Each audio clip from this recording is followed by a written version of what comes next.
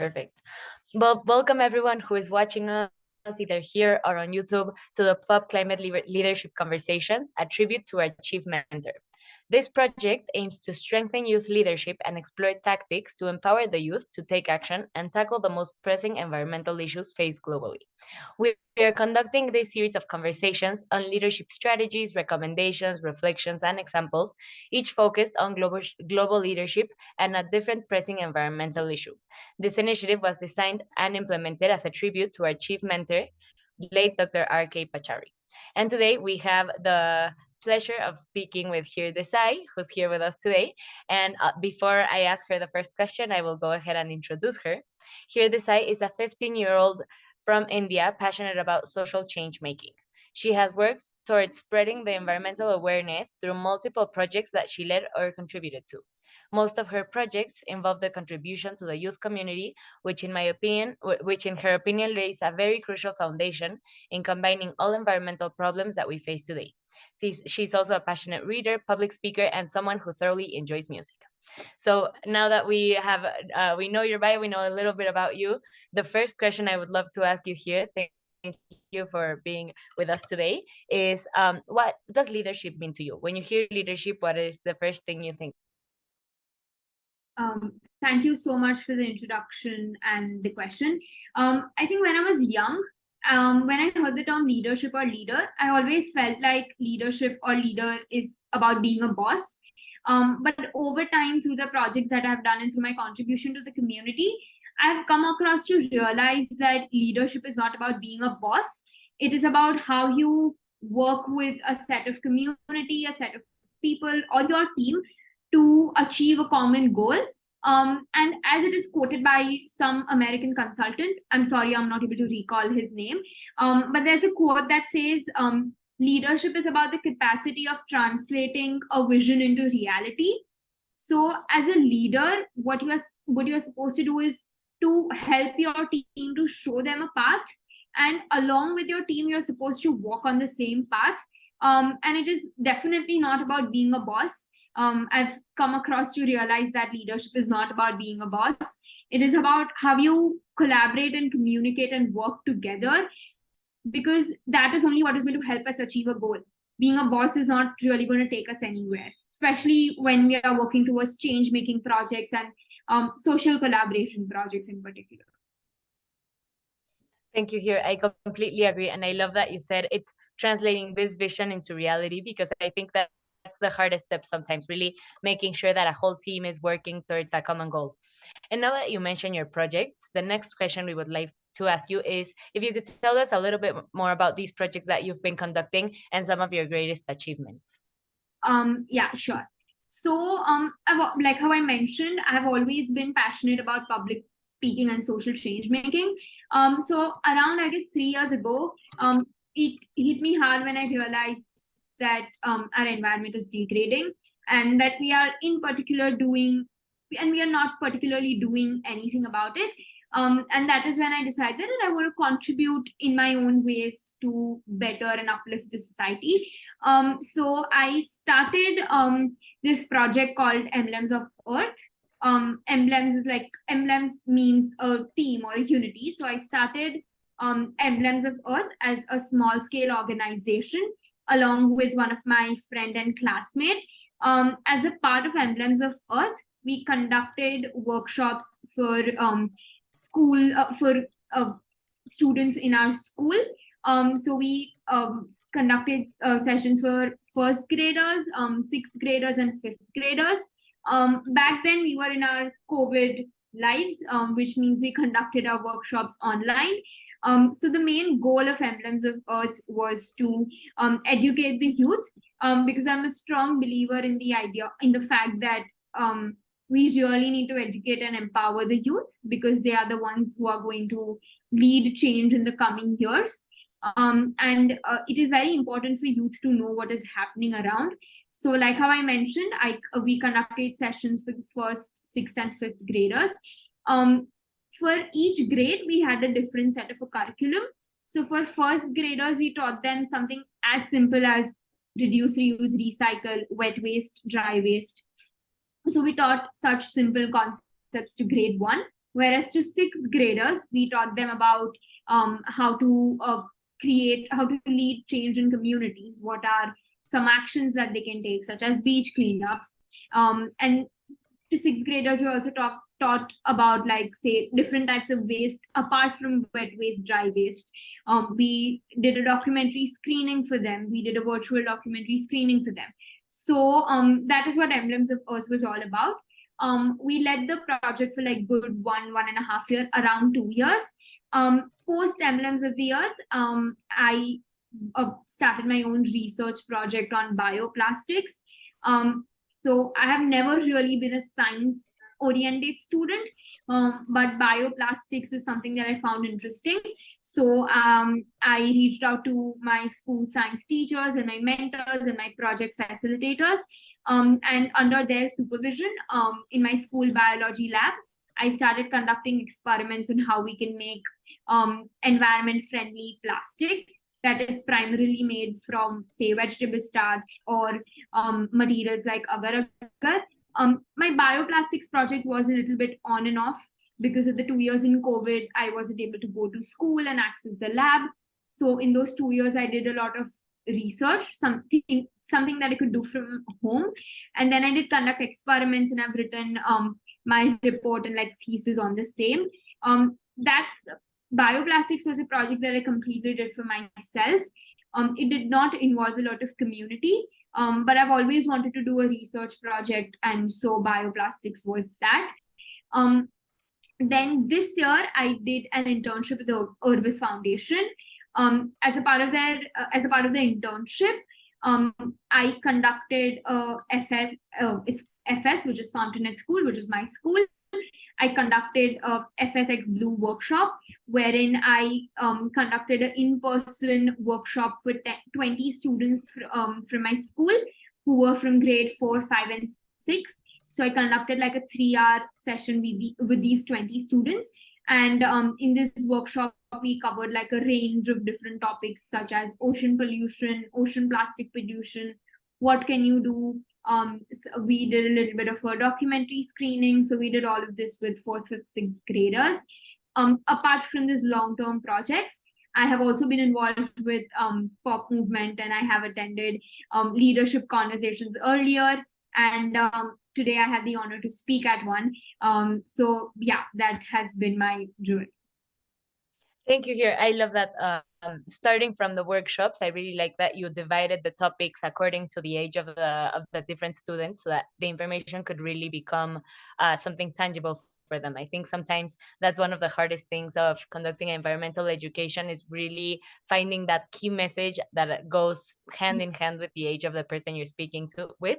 And also, we're super happy to have you here in this leadership conversation after all of your work with POP and all of your experiments with bioplastics and everything that you've shared. So thank you. Oh, okay. Thank you. Sorry, you were on. You were not muted, but now you're muted. Thanks, Ale. So we do have Ale here. But we're gonna be conducting the conversation one-on-one for the flow of it. So you mentioned that you worked with your friends and with different people from the youth community to conduct these projects. So we wanted to ask, what is the importance of leading these community-based projects, and how do you involve the communities you work with? Thank you for the question. So earlier I thought that community. So earlier when I used to think of the word community, I felt it always has to be a larger group, or it is about my city, or it is about my nation. But over time, I've come to realization that even 10 people, say from where I live, or even 10 people from my school, is a community, and that when we work together, we are capable of creating change. So it is very important to do community-based projects, because the more support you have, you can lead more change. If, say, for example, a very simple one, if I go to clean a beach, it is likely that it is going to take me a lot of hours, and I might not be able to clean it properly.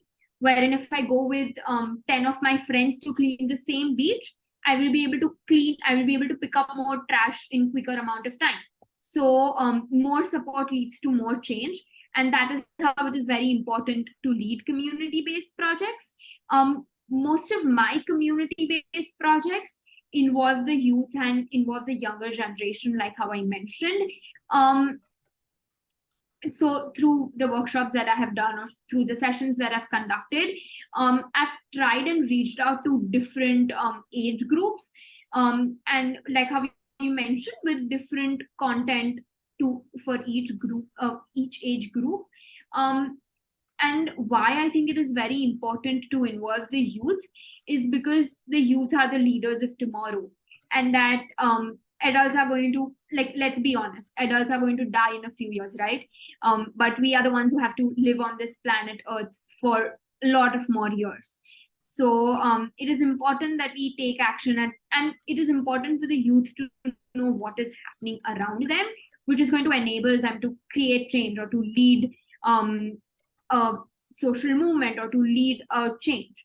So most of my projects involve the youth and the younger community, and yeah, so with their support and with the education and awareness that I've been able to provide to them, I'm sure, and I'm pretty hopeful that we will have a safer and a greener and a cleaner environment in the coming years.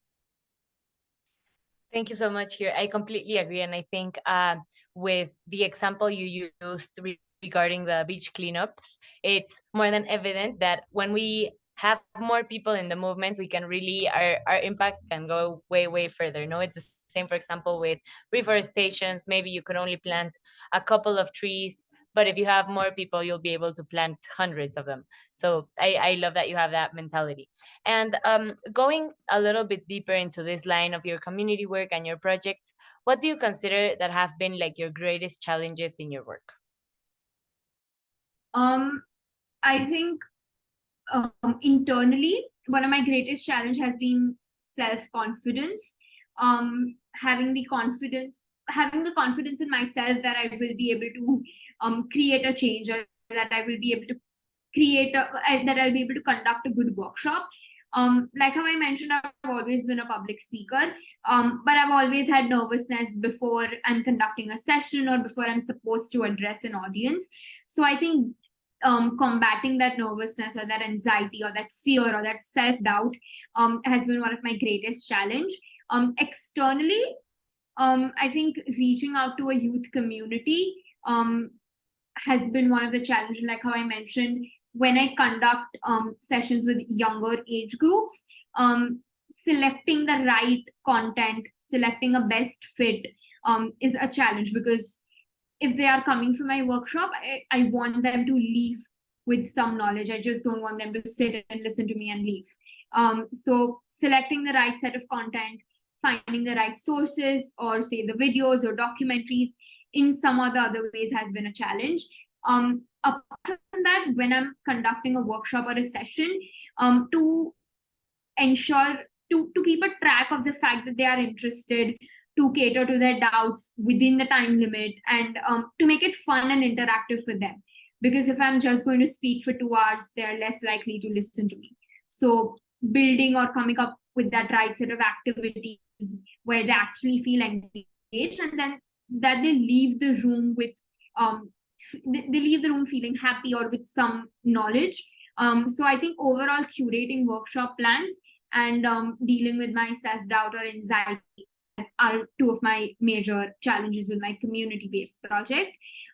With bioplastics, like how I mentioned, I'm not a science inclined student. So going through the research papers or coming up with experiments has been a sort of a challenge for me. I haven't, before bioplastics, I haven't really conducted a lot of sessions in lab. So working in the lab, working with the equipments, or ensuring that I'm safe as well as my surrounding is safe while I'm working on bioplastics has been in some sorts challenge. But now I can confidently say that I can work in a lab properly after multiple experiments that I've done of bioplastics at labs. So yeah, these have been my challenges. Thank you here. I like that you incorporated different types of challenges, because I think that's sometimes when we try to share some of the challenges, we only focus on one aspect, but it really is a very it's very complex because you have to think of how to engage with the people, but also how to work on yourself so that you can continue teaching these workshops in a more effective way. So thank you for that answer. And our final question is something that I think you're going to be able to share better than anyone else, which is, what would you recommend for youth leaders who want to take environmental action as well? I mean, youth leaders who are going to be watching this conversation in the future and say, oh, okay, I want to start projects and work on bioplastics and create workshops just like Heer has been doing. How can I do it in my country? Um, I think one main thing is start with whatever idea you have. You necessarily don't have to start like a large scale project where you are involving your entire nation or your entire city. Start with something as small as 10, start with something as small as 10 with your 10 friends, or with 10 students from your school, or with 10 students from your apartment or from where you live. Because earlier I always felt like projects have to be like these very huge projects where I'm involving everyone in my city. um, Over time I've come to realize that yes, obviously that does create an impact, but even if I start a project with 20 people from my school, with 5 of my friends, it is going to create an impact. So I think for youth, one of my biggest recommendation would be start little, because you cannot directly start a national level project. Let's be honest, you will have to start with something small, and from all of the small experiences and small projects that you contribute to or that you lead to, all of the skills and knowledge that you will gain is something that you will be able to implement for a large scale project. And environment is again a very environmental action is a very huge term, so you should focus on what you are passionate about under environmental action. So if you're very passionate about the ocean, about the marine lifestyle, about the marine ecosystem, then you should essentially start with something about ocean plastic pollution, or how is our ocean damaging. So under environmental action also, you should find something that you are passionate and interested about. um and thirdly, I think I would say, earlier I felt like I want to do everything on my own. I want to create change on my own. But again, over time, I came to realize that I cannot do everything on my own. I will need people's help. I will need people's support. So create a group, create a little community of your own, and start along with them. Don't be in the delusion of doing everything on your own, because that is not really going to help you in the longer term. So yeah, start as little as you can, create a community or a group around you, and be passionate about what you are doing. Don't do it because someone is saying you. When you are actually passionate about is when you will be able to actually create a change. So be passionate about it, and yeah, it's an experience. So you will fail, you might not do good every day, but it's everything in life is a learning experience. So yeah. Thank you, here. I love that you broke it down into three very concrete points, even four if you count this last one about not being afraid of failing and like counting it as part of the process. This reminds me, and I know from your bio you're an avid reader, so maybe you've read this book as well. But I read a book called The Scout Mindset that really thought about shaping our mindset. That instead of thinking of failures such as, oh, this is terrible, I shouldn't have done that, really thinking about it like, hey, how does this put me one step further than I was yesterday? So I think really using that mindset as a youth activist is something that's super important. And And well, those were all learning, of our questions. Oh, go ahead. yeah, and I think learning from that experience is also very important. So like how in one workshop I conducted, I realized that my speaking pace was very fast, and probably everyone was not able to adapt to it, which I still think is fast. But I think I'm constantly, with every workshop and every session I conduct, I think I'm always trying to maintain my speaking pace in a way that everyone can sort of adapt to it, and that everyone can connect with.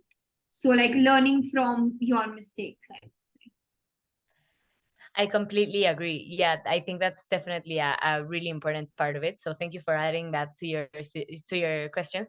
And before we conclude, actually going back to knowing that you're an avid reader, what would you recommend? What would be like one or two books that you would recommend for the youth who are watching us, who want to learn more about the environment, who want to learn about what they can do about the different issues? Is there any books that you would recommend for them? Um, so I in particular haven't read books on environment, but I have gone through a lot of research papers and a lot of those documentaries and articles, because with reading I'm more interested in self-help books like say Atomic Habits or stuff like that. Oh, So I read a lot of those self-help books.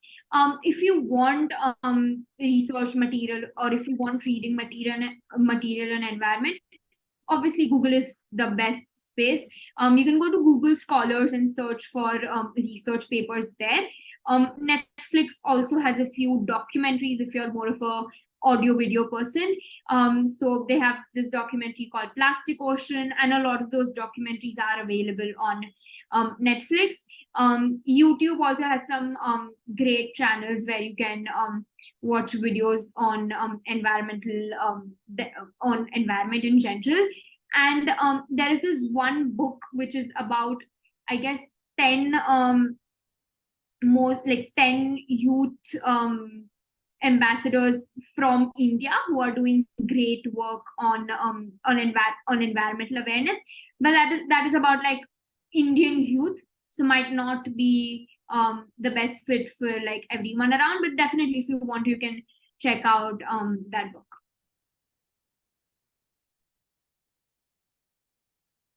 I am so sorry, I sorry. was muted. Thank you.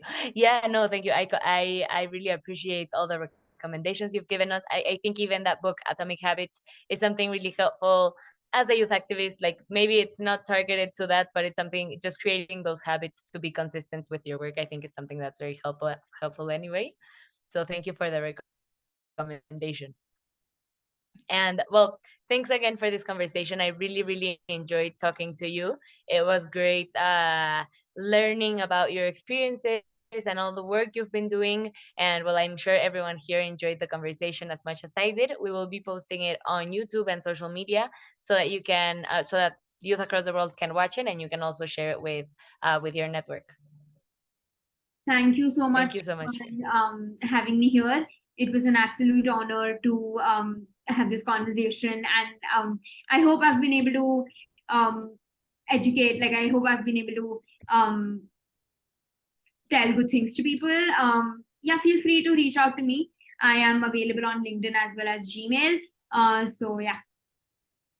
Thank you, here, and thank you to everyone who's here with us today. I hope you enjoyed the conversation as well. Yeah, Dash, como Ivan, Risha, and Ali. Thank you. And here, well, now that the conversation is over, I don't know if I can stop the recording myself, but I wanted to say I love that you mentioned the documentary A Plastic Ocean. I actually work with that NGO, Plastic Oceans. So yeah, it'd be great to further on have a conversation to see how we can collaborate with, because we have more documentaries other than A Plastic Ocean. So it'd be awesome to talk about how we can do something together. Sure. Awesome. Thank you so much. And Ash, thank you so much for your kind messages here on the chat. We are really honored to be here in this conversation with Heer and with everyone else who has joined us. Have a great day and night wherever you are. Bye. You too. Blessings to Goodbye. everyone. Bye.